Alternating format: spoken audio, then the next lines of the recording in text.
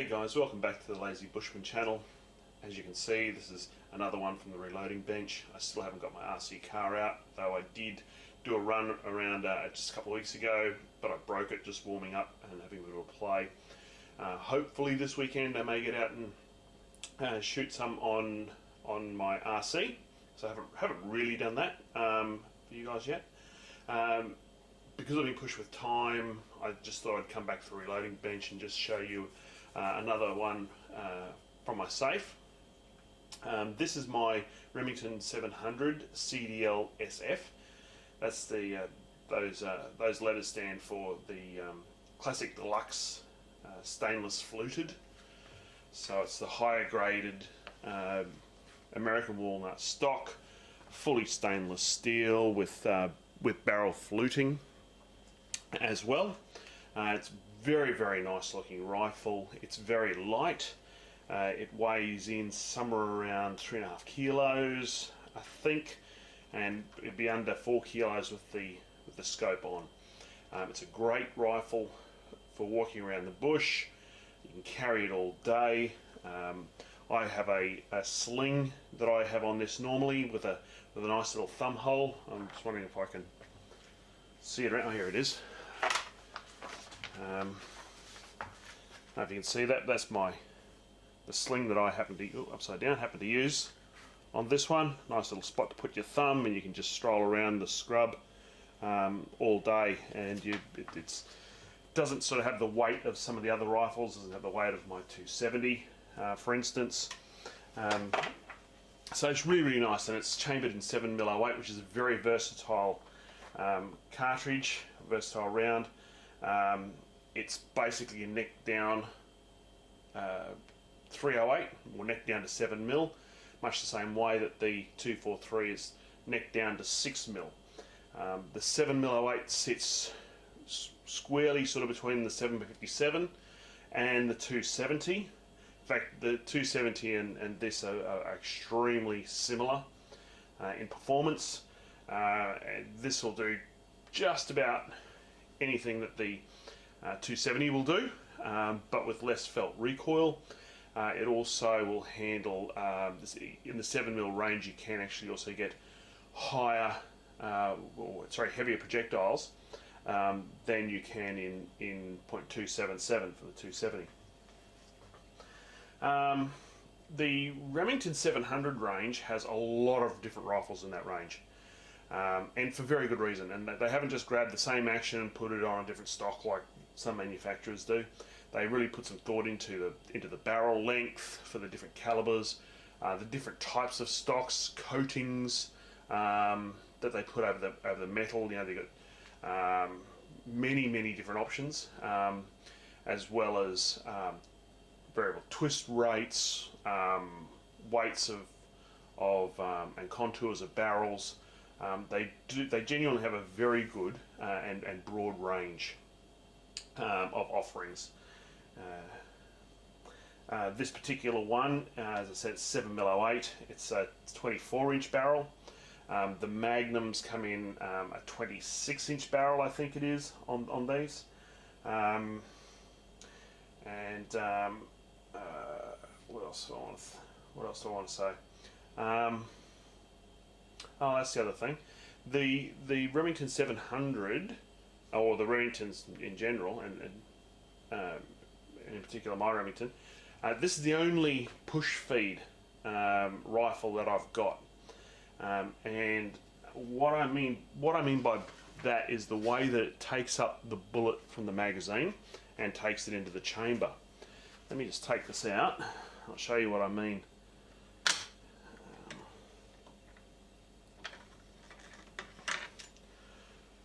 So on the Remington, I don't know how well this is going to come through. The bolt face is perfectly round all the way around. They claim that that's part of the 3 rings of steel and helps keep in gases and so forth. They're probably right. Compared to, this is out of my ZKK, your classic Mauser style, which is what they call a control round, control feed, where this one takes the bullet and it pushes it in. There's the plunge ejector, and encapsulates the whole rim. With the control feeds, the round will slide up into the bolt face. I probably like for hunting, I like the control round. Feeding, I have lost rounds only once off the top of my head though, where I was chambering, the rifle was sort of over and didn't sort of have the control, and I lost a round in the bush. That said, when I'm at the range, over here in Australia we have stupid laws. What they typically like seeing is single feeds and not feeding from the magazine. So you drop your round in, you push in, and you close your bolt on it.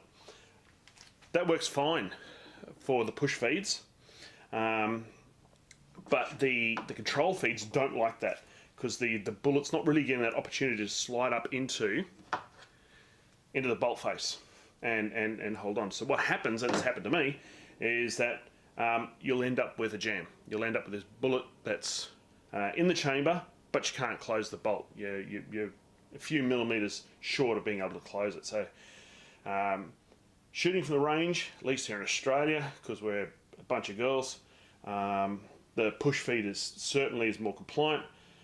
No one really knows. Just drop your magazine, push it in with your control feed, and load up, and away you go. It's fine. On this, I've got the 3-9 by 40 Bushnell 3200. It's got great light optics. I don't typically shoot over 200 meters, so I don't really need anything bigger than a 3-9 on this particular rifle. If I did, I'd probably look at stepping up and putting something like on my 270, 4.5 to 14 maybe, just to provide me with a little bit more versatility. The 7mm 08. This is my favourite hunting rifle, and as such, it's also the one that has that I have the most number of different rounds sort of available on hand for. These are different ones that I shoot. I probably shoot the Nosler AccuBond. Probably shot more with that than I have anything else. In fact, the first time I actually shot a horse, I wanted to see how well it retained. So I went and fetched the bullet from the other, just sitting on the underside of the skin on this Brumby. We're doing a Brumby cull. It mushroomed really nicely, and it kept about 25% of its original body weight. I also like the Hornady rounds a lot. I think these are great rounds. The SSTs and just the standard soft point boat tail type rounds. Barnes make an awesome round in my opinion. These are a fantastic bullet, particularly for heavier built animals. Retention is pretty much 100%. They're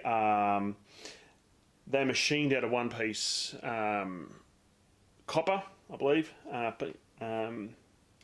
and what do they call that? A mono round or something like that. These are great out to maybe about 500 meters. After that, if you shoot out further than that, you can go down the path of getting these MRX rounds, which are slightly thinner, a little bit longer, have a boat tail to them, so they're more aerodynamically efficient, and I'll touch on that in a moment. There's been a rumour that they also make the copper a little bit softer so that it expands better out at those 5, 6, 7, 800 metre ranges. I don't know if that's true or not. I've never used them. I don't know why I bought them, to be honest, because there's no way I'm going to be shooting at 700 metres. And you pay extra for some little Gucci looking box that allows you to, little foam inserts, which I've got no idea why they do that, but anyway they do. The other thing I really like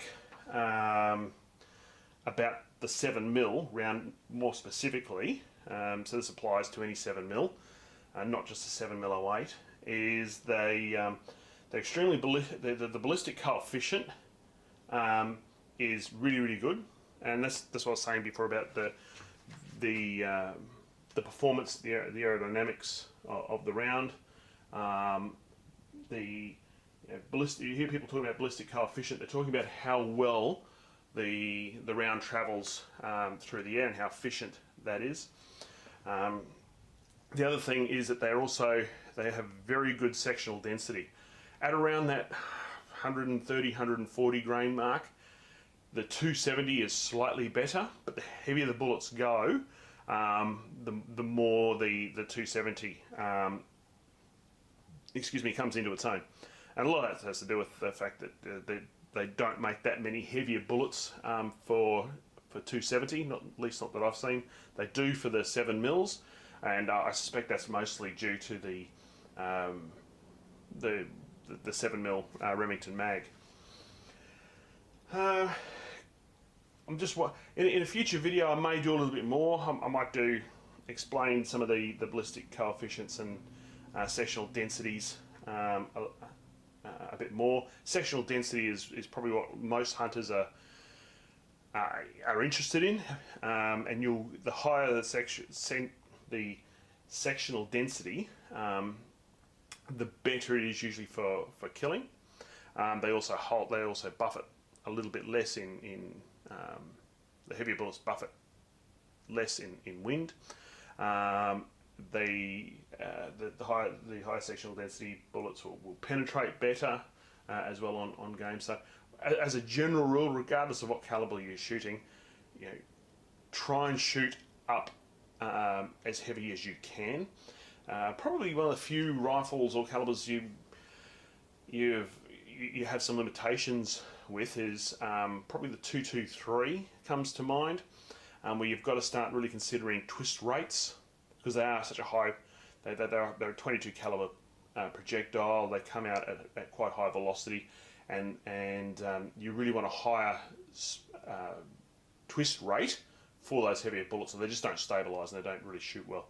A lot of people shoot the 1 in 9 twist rate, which is good up to that low, probably 70 grains, low 70 grains. Remington make a fantastic 223 with a 9 mil with a 1 in 9 inch twist. They call it their mil spec or their 5R. That came out of work that they were doing, or an offshoot of some work they were doing for the US military. Couple of stories around that I've heard. I don't know which one's true. One is some of the barrels that didn't quite meet spec, but were still way better than commercially available firearms. They were just being tossed. So someone said, well, why don't we just reuse some of these barrels in our sporting range, and we'll create a premium line for those. And the other one was that they had originally the older the tooling got that they were using to make the barrels, over time they started to push the limits of the specification, and so whilst they weren't quite good enough for the military rifles, they were more than good enough for sporting use. I don't know which one of those stories is actually true, but they do they do hold many of the same characteristics. They have a 5 groove rifling as opposed to a 6, and that rifling is at 110 degrees, I think it is, as opposed to 90, which improves the accuracy. It reduces bullet deformation, and people who own those, they're absolutely a tack driver. I wouldn't want to carry one around the bush with me all day, every day, because they are somewhat heavier, but they're heavier for a reason. It's because they just punch single holes through paper. You're 5 shots and you'll think you've fired 3. They are an incredibly accurate rifle. Ruger, I believe, has bought one out as well, but they've actually moved to a 1 in 7 twist, which actually allows them to get up into the 80 grains for their projectiles. Anyway, I'm digressing. Just wanted to share another video on my Remington. I'm going to leave it at that, and thanks for watching. God bless, and I'll see you next time.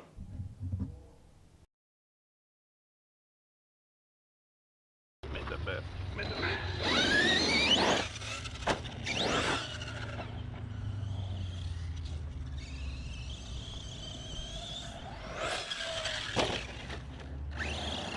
Oh, I think I busted something there. Didn't bring any tools with me whatsoever. Yeah. Ah, busted shock.